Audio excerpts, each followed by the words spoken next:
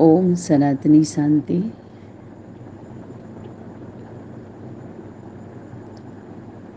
आप सभी दिव्य गुणों की धारण करने वाली, दिव्य स्वरूप को धारण करने वाली दिव्य आत्माओं के चरणों में नमन, वंदन, अभिनंदन, शुभ प्रभात।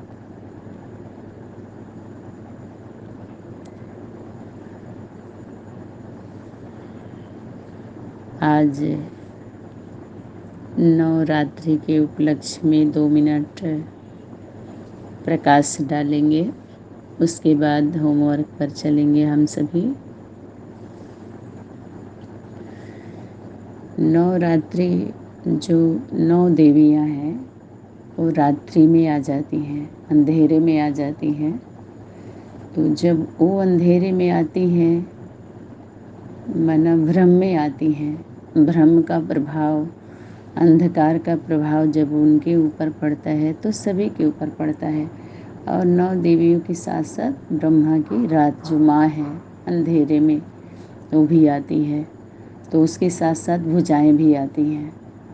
तो ये रात्रि अंधकार और सभी लोग जो भ्रम फैलाते भ्रम, तो उस अंधकार को मिटाने के लिए ये प्रकाश जो 9 दिन का बाहरी दुनिया के जो साइंस वाले और ज्योतिषी पंडित विद्वान आचार्य जो अपने हिसाब से खोज करके उन पक्ष का, उन समय का, मुहूर्त का जो तिथि तारीख डेट बताते हैं, तो उसमें बहुत योगदान रहता है उन सूक्ष्म शक्तियों का जो सहयोग करती हैं वो पीछे से हमको, तो जल्दी हमें सफलता मिलती है और उनका सहयोग मिलता है। जैसे वर्तमान समय भक्ति भाव का प्रभाव पड़ेगा सबके ऊपर, तो वो आत्माएं व्रत को धारण करेंगी, भले थोड़ा ही सही, पवित्रता, फिर बुरा बोलना और कर्मों से थोड़ा सा परहेज करेंगे लोग व्रत के माध्यम से, तो ब्रेक देंगे। ब्रेक जैसे ट्रैफिक कंट्रोल में जब हम ब्रेक देते हैं तो उतनी देर तक सभी चाहे कितना भी जल्दीबाजी हो किसी को, लेकिन रुक जाते हैं ना, तो ऐसे ही ब्रेकिंग है। ये त्यौहार जो भी अपने हिंदू सनातन परंपरा में जो हम धारणा से वो धारण करके उनके अंदर श्रद्धा विश्वास होता है, कैसे भी भले ये अंधश्रद्धा, अंधे होते हैं वो लोग, लेकिन थोड़ा सा श्रद्धा रखते हैं। उसको श्राद्ध अभी मना रहे हैं, मन श्रद्धा है अपने पितरों के प्रति। जो पूर्वज होते हैं शरीर छोड़ चुके होते हैं हमारे, हम लोगों से पहले जो हमारे बाप दादा, तो कहते हैं कि उनको अभी मुक्ति नहीं मिली हुई है, शरीर नहीं मिला है, तो उनको हम पिंडदान देते हैं या जो भी पूजा पाठ भक्ति भाव से कुछ न कुछ हम दान करते हैं। किस लिए? उस दान को, दान देना माना पंडित लोगों को, हम लोग अपने आध्यात्मिक भाषा में उसको सहयोग बोलते हैं, और उस सहयोग में कहते हैं पुण्य होता है। दान के साथ किसको जोड़ा गया? पुण्य को। दान पुण्य, पुण्य का कार्य माना सिर्फ उतना ही नहीं है, इसको अलग से अपने उसमें से हम सहयोग करते हैं तो उसको पुण्य के काउंटिंग में जोड़ा जाता है। बाकी लेन देन का जो हम अपने नात रिश्तेदार परिवार में जो हम खर्च करते हैं वो उसमें नहीं आता है, लेकिन उसको एक अलग तरीके से हम देते हैं। किसको देते हैं? पंडित ब्राह्मण को देते हैं, या खिलाते हैं, या उसके साथ हम दान करते हैं, जो भी। तो इसी बहाने हम, एक बहाना कहिए या अलग कुछ यादगारें हैं, और यादगारें वो किस रूप में चली गई? तमो प्रधानता में चली गई, और तमो प्रधानता में जाकर के वो कारागार बन गई। वो याद नहीं है, बंद है। तो वही कहते उस बंद से छुड़ेंगे कैसे? कैसे छुड़ाएंगे हम उसको? बंदी बन गए हम सभी उस यादगार में, तमो प्रधानता का रूप ले लिया। जबकि सेवा का भाव जो फाउंडेशन पड़ा था संगम युग में, तो वो दूसरा था, और अभी आकर के वो तमो प्रधानता में चला गया। तो ये खेल, जैसे उस शक्ति नाराज हो गई।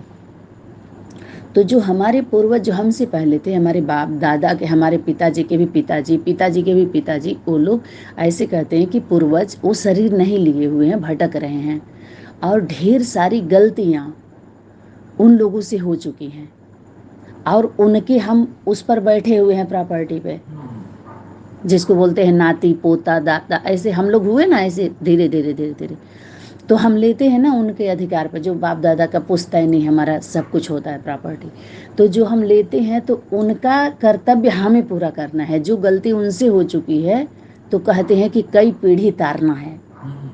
कुमार वो जो 21 कुल का उद्धार करे, कुमारी वो जो 21 पीढ़ी का उद्धार करे, माता वो जो माता 100 ब्राह्मणों से कुमारों को भी, अधर कुमार को भी दिया होमवर्क, जिम्मेवारी माताओं को भी दिया अधर कुमारी के रूप में, और कुमार कुमारी, इससे ज्यादा तो कुछ है नहीं।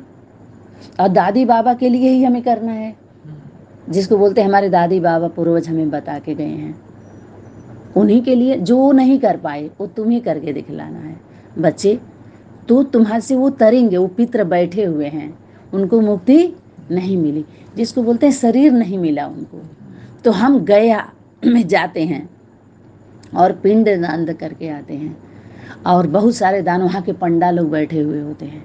तो यहाँ पांडव हैं, शक्ति पांडव, वो सहयोग कर रहे हैं आपका। उनके लिए कुछ नहीं चाहिए, हम सभी के लिए कुछ नहीं चाहिए, लेकिन हम एक सेवा भाव से, उतना जरूरत का तो उससे कहीं ज़्यादा मिल जाता है, और है भी पर्याप्त व्यवस्था में सभी है ना। लेकिन दुनिया हम लोगों को उसी दृष्टि से देखे, क्योंकि चश्मा ऑलरेडी वही लगा हुआ है, और 95 लोग वही कर रहे हैं। अब 5% को पांडव और शक्ति में जोड़ा जाता है, समझ में आए। 100 में कितने निकले? 5%, या 10 ले लीजिए तो 5 शक्ति 5 पांडव, वही उंगली पर गिन सकते हैं उनको, और मुट्ठी यही वही मुट्ठी है, उन्हीं के खुलने से खाक है, उन्हीं के खुलने से राख है, इसी को मुट्ठी बोलते हैं। मुट्ठी माना 5 उंगली इसमें, 5 उंगली यही गिनती के हैं, 8 9 10 गिनती करो बस। तो वो पूर्वजों के कितने को शरीर नहीं मिलती है, नहीं मिली है अभी तक, और वो भटक रहे हैं सूक्ष्म शरीर के द्वारा, और चाह रहे हैं।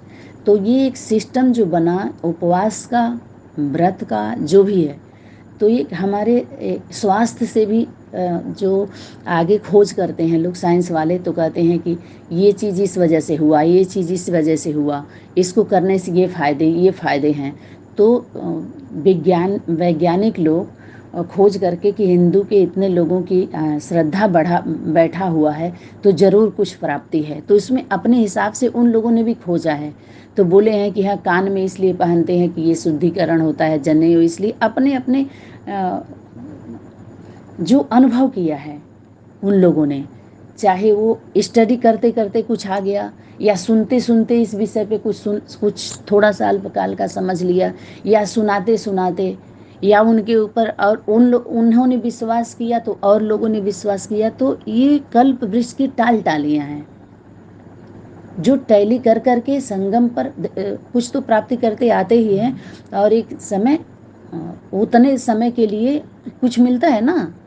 जो कुछ भी करेंगे अगर ईमानदारी से करेंगे तो सदा काल के लिए तो सिस्टम दूसरा है, लेकिन अल्पकाल के लिए तो देना ही पड़ता है, पक्का है। चाहे अज्ञान काल में कोई कर्म कर रहा है ज्ञानी लोग, चाहे हम ज्ञान काल में, यही है कि ज्ञान में थोड़ा ज़्यादा चांस रहता है करने का। दिन भर जैसे प्राइवेट लोग कितना मेहनत करते हैं, लेकिन कुछ उनको सेफ्टी नहीं है जितना गवर्नमेंट की सेफ्टी है। तो वैसे ही जब हम ईश्वरी गवर्नमेंट में आते हैं और इस ज्ञान को ध्यान में रखते हुए आज जब आते हैं, तो ये हमको डबल ट्रिपल मिलता है उसी कर्म का। उनका दूसरा जीवन हम सभी भी जी रहे हैं, जीवन वो भी जी रहे हैं, लेकिन हमारे जीवन जीने का प्राप्ति ही अलग है, अनुभूति ही अलग है। जो दिख रहे हैं हम लोग साधारण वे में, लेकिन कर्म हमारा साधारण नहीं है। जैसा भाव है समर्पण भाव, त्याग का भाव, तपस्वी भाव, देख रहे हैं हम, अरे जैसे वो है ऐसे हम भी हैं, लेकिन भाव से प्राप्ति कितनी डबल ट्रिपल हो रही है, ये दिखाने का विषय नहीं होता। कोई अपना पासबुक दिखाता है क्या? अंक ही तो होता उसमें। ऐसा तो नहीं है कि 1 करोड़ है तो करोड़ पासबुक पे चिपका हुआ होता है, सिर्फ अंक दिखता है, लेकिन हम समझते हैं कि हमारे अकाउंट में इतने पैसे हैं। ठीक ऐसे ही हमारे कर्मों के अकाउंट में दिखाई नहीं देता है ये, लेकिन हमें पता होता है। क्यों? क्योंकि हम अपने कर्मों से संतुष्ट हैं। और हमसे हमारे अपने तो कम से कम संतुष्ट हैं। जो हमारे ऊपर विश्वास कर रहे हैं, हम जिनके ऊपर विश्वास कर रहे हैं, उनके साथ हम धोखा तो नहीं कर रहे हैं, बस इतना ही है। ना हम लोग दूर दूर तक कहीं नहीं है। आज जो हमारे साथ हैं वो कितना चल रहे हैं, उनकी जिम्मेवारी हम नहीं ले सकते। वो लेने वाला भी वही है, देने वाला भी वही है। लेकिन हम अपने ऊपर वाले के साथ ईमानदार रहें, नीचे वाले का हम ईमानदारी ना सिखाएं। वो सीख जाएगा, जितना उसको जब सुन रहा है, मेहनत कर रहा है, तो जरूर सीखना चाह रहा है, समय दे रहा है। तो कोई पढ़ते पढ़ते प्राइवेट जॉब में जाएंगे, कोई गवर्नमेंट जॉब में जाएंगे, जॉब करें ना, कुछ तो कुछ करेंगे ही। तो वैसे ही हमारे जो पूर्वज हैं, जो बहुत कुछ छूटे हुए हैं, जो रूठ गए, टूट गए, शरीर छूट गई, तो अभी तक वो मुक्त नहीं हो पाए हैं। तो हम सभी मना वही कर रहे हैं जो हमारे पूर्वज, वैसे तो हम ही सभी पूर्वज हैं और हम उनके पूर्वज हैं, क्योंकि हम शरीर लेकर के हम भटक नहीं रहे हैं। ये शरीर रूपी रथ आधार लेकर के, पूर्वज तो हम ही है क्योंकि कल्प वृक्ष के जड़ में है। लेकिन हमसे पहले जिस कुल में हम आए हैं, उस कुल की उद्धार करने की जिम्मेवारी हमारी है। कुल मिलाकर के ये है इस घर के पूर्वज, और हम उस पूर्वज के भी पूर्वज हैं। माना पहले ही जन्म, सबसे पहले जन्म होता है, तो जो पहले वाले हैं वही अंत में फिर आते हैं। आदि अंत एक ही अवतारा, सोही गुरु समझ ही हो हमारा। तो वही लोग इस समय जागृत अवस्था में स्मृति में आ चुके हैं, उनको शरीर नहीं मिल रही है। तो एक दूसरे के सहयोग से, जैसे होता है कि कहते हैं कि एक एक शरीर में कई सोल प्रवेश करेंगी, तो जो सूक्ष्म पवित्र सोलें होती हैं वो हमें उमंग उत्साह देती हैं और शक्ति देती हैं, स्मृति बढ़ाती हैं। और जो इविल सोल होती है, अतृप्त आत्मा होती, उसके प्रवेशता से, उसके साथ से हमें असर नहीं, लोड नहीं पड़ता, थकान महसूस नहीं होती। आज जब इविल सोलों का प्रभाव होता है और जब वो निकलती है तो कहते हैं अरे इतना लोड पड़ता है। सूक्ष्म सूक्ष्म शक्तियाँ जो हम सभी जैसे एक साथ में रहते हो ना, वो साथ में भी हैं, हम सभी के पास में भी हैं और सपोर्ट कर रही हैं। तो एक तो हमारा प्रैक्टिकल जो शरीर सहित है, और दूसरा सूक्ष्म में भी हैं, वो साथ दे रही हैं हम सभी का साथ देने के लिए। अब उसमें प्रवेशता चाहे कह लीजिए, चाहे अलग से कह लीजिए, कैसे भी करके मन एक जो समझने का विषय हम समझ लें तो ये हो गया। और 9 देवियाँ अभी वर्तमान समय एक एक दिन का उनको सपोर्ट कर रही हैं शक्तियाँ, उनके शरीर रूपी रथ का आधार लेकर। तो वो माँ से निकली हुई हैं, भुजा माने सहयोग करने वाली। तो वो जब तक सहयोग नहीं करेंगी पूर्ण रूप से कंबाइंड स्वरूप होकर कि अपनी शक्ति को जागृत नहीं आएंगी, जागृत पोजीशन में, तब तक जो भी कर्तव्य है न वो कर पाएंगी न माँ कर पाएगी, अधूरा है। जब शक्ति नहीं, अस्त्र शस्त्र ही नहीं है तो उनको भी लोड है। जैसे अगर बच्चे जानबूझ करके वो करते हैं तो कहते क्या करना तुम ही भोगना, और माता पिता का अरे तुम आप ऐसे है तो हमारा भविष्य अंधकार में। एक दूसरे के भविष्य होते हैं ना, माता पिता की कुछ गलतियों से बच्चों को भुगतना पड़ता है, बच्चों की गलती से माता पिता को भुगतना पड़ता है।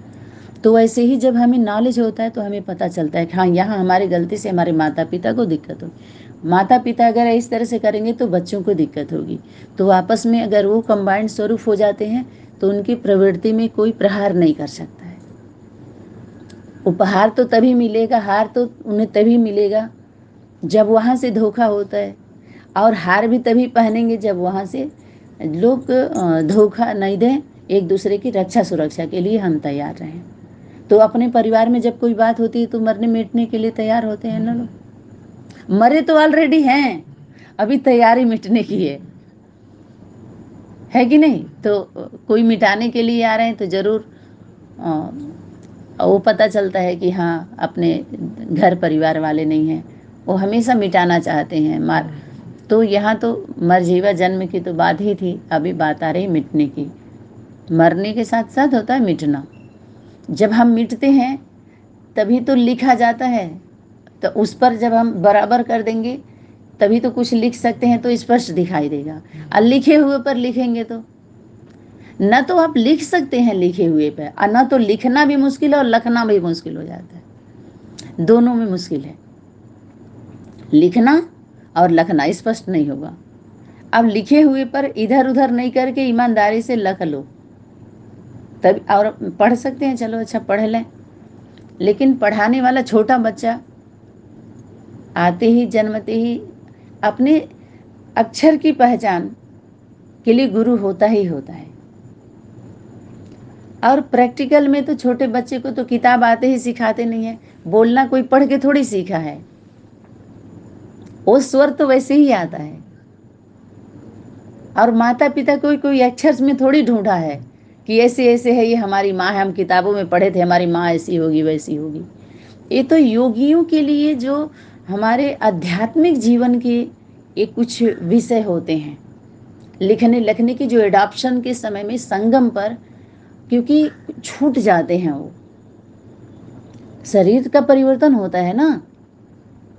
ज़्यादा से ज़्यादा 100-150 100 साल जीने वाले तो 100 साल के बाद तो उनको स्मृति ही नहीं रहती है। वो कैसी हालत होती है आजकल। 100-125 वर्ष अगर कोई जी भी रहा है तो बोलने की हालत में हो रहा है वो नहीं, तो जीना न जीना या वो कोई मायने नहीं रख रहा है। और पहले के लोग वो रहते थे, टन रहते थे, थोड़ा स्ट्रांग रहते थे।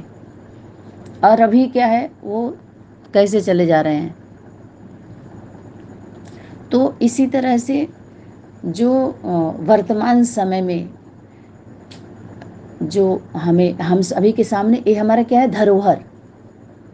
जो लिखा पढ़ी की बात आती है ना, तो लिखा पढ़ी का ये जो लिखा गया तो कुछ मिक्स ये पकड़ में आ जाता, वो पकड़ लेते हैं।